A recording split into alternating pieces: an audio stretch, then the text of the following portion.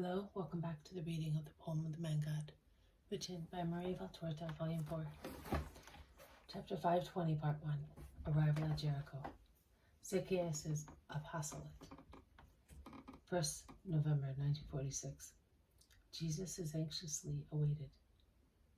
A large crowd is in the fields near the town, waiting for him. And as soon as a lookout man, who has climbed a tall walnut tree, shouts, "Here is the Lamb of God," the people stand up and run towards Jesus, who is coming forward in the early misty twilight. "Master, Master, we have been waiting for you for such a long time. Our sick people, our children, your blessing. The old people are waiting for you to die in peace. If you bless us, Lord, no misfortune will befall us." They all speak at the same time, while Jesus raises his hand repeatedly to bless and continues to say, "Peace, peace to all of you." The apostles, who are still with him, are caught in the crowd and carried away from Jesus, who is almost prevented from walking by the very ones who gently complain of the long wait. Poor Zacchaeus struggles convulsively to reach Jesus, to make himself heard by him, or at least to be seen. But so short as he is, and not very agile or strong, he is always pushed back by fresh waves of people. His voice is lost in the clamor, and in the confusion of restless heads, arms, and garments, his person disappears. In vain he implores, and at times he reproaches to have some compassion. People are always selfish with regard to what gives them pleasure, and are cruel to their weaker neighbor. Poor Zacchaeus, feeling exhausted after all his efforts, and convinced of their uselessness, is no longer willing to struggle, and utterly disheartened, resigns himself. In fact, how can he possibly succeed if more people come rushing from every street, which look like streams flowing into the same river, the street along which Jesus is walking, and each new affluent with a fresh wave that makes the crowd thicker and thicker, to the extent of making it frightening to be caught in it, pushes back poor Zacchaeus. Thaddeus sees him and tries to elbow his way through the crowd to tear him away from the corner into which the crowd has pushed and confined him. But Judas Thaddeus in turn is pushed by those pressing in upon him from behind, and his attempt fails. Thomas, relying on his strength, elbows his way and shouts in his powerful voice, "Make way!" for the same purpose. Not a hope. The crowd is a wall more solid than rock, and at the same time as pliable as a caoutchouc. It blends but will not break. It is no longer an embrace. It is an unbreakable chain. Thomas also resigns himself. And Zacchaeus loses all hope, because Didymus is the last of the apostles caught in the stream of people. And at last it passes. It has passed. Strips of cloth, tassels, fringes, hairpins, clothes clasps are lying on the ground, witnessing the violence.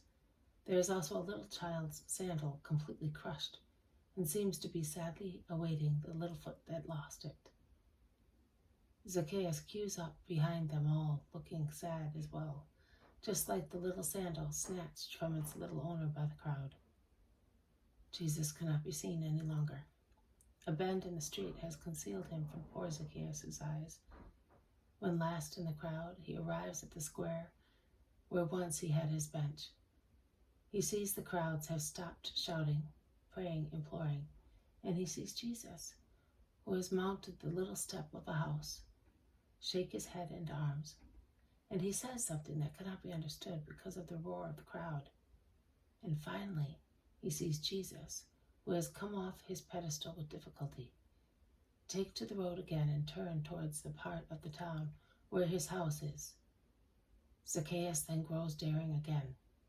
The crowd is a large one, but the square is wide.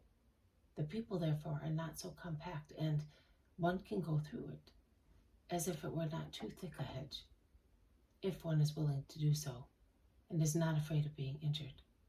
And Zacchaeus, who has now become a wedge, a catapult a battering ram butts and bumps against people, insinuates himself, delivering and receiving punches on the nose, thrusts with elbows in the stomach and kicks in the shin.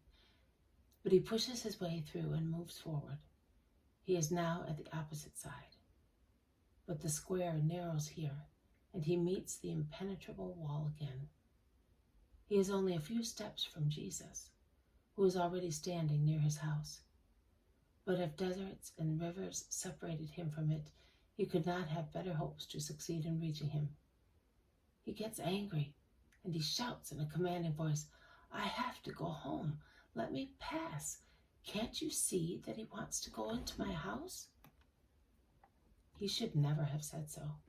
That rekindles the wishes of the people to have the master in other houses. Some people laugh, making fun of poor Zacchaeus. Some give him rude answers. There is not one person who feels sorry for him.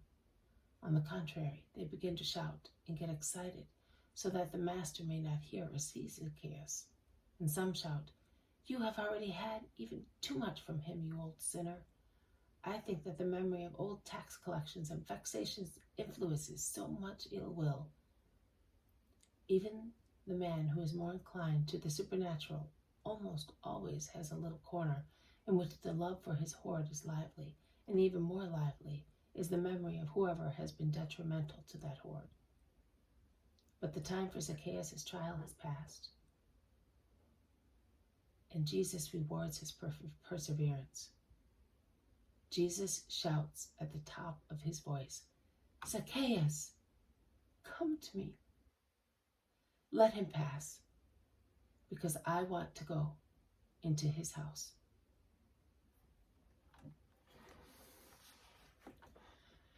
This has been a reading from the poem of the Man God, written by Maria Valtorta, Volume 4.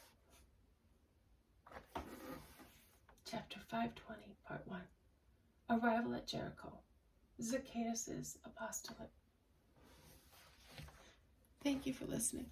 I will see you tomorrow. May God bless you, and may peace be with you.